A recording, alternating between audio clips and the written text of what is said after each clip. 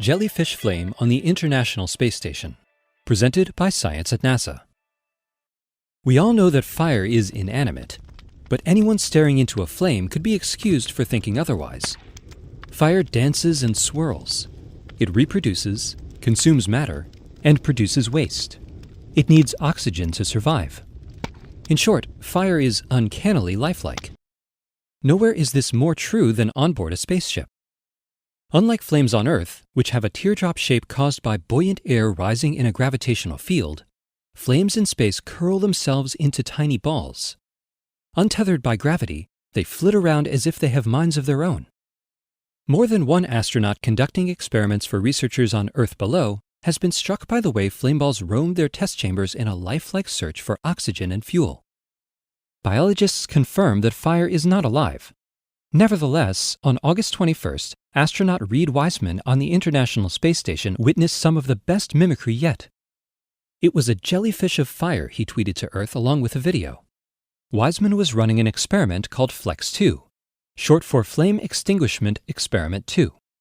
The goal of the research is to learn how fires burn in microgravity and, moreover, how to put them out. It's a basic safety issue.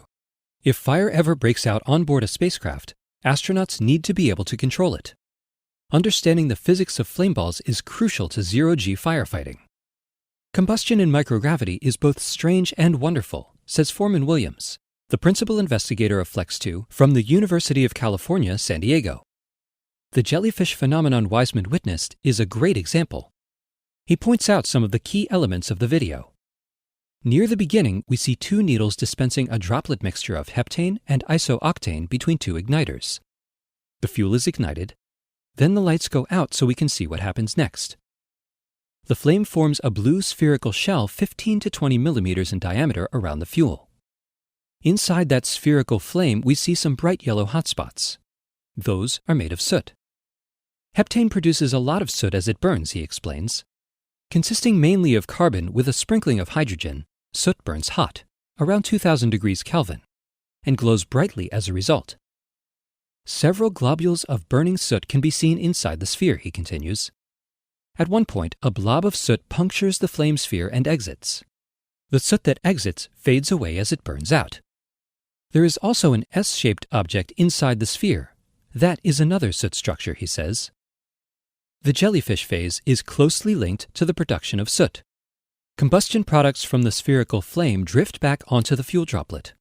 Because sooty material deposited on the droplet is not perfectly homogeneous, we can get a disruptive burning event, says Foreman. In other words, soot on the surface of the fuel droplet catches fire, resulting in a lopsided explosion.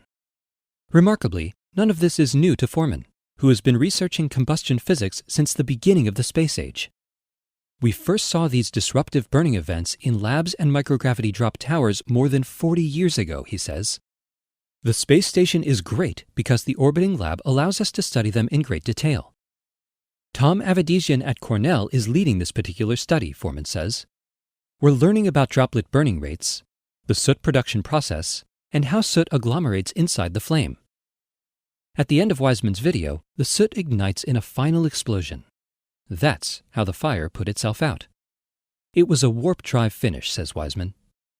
For more information about strange physics on the space station, stay tuned to science.nasa.gov.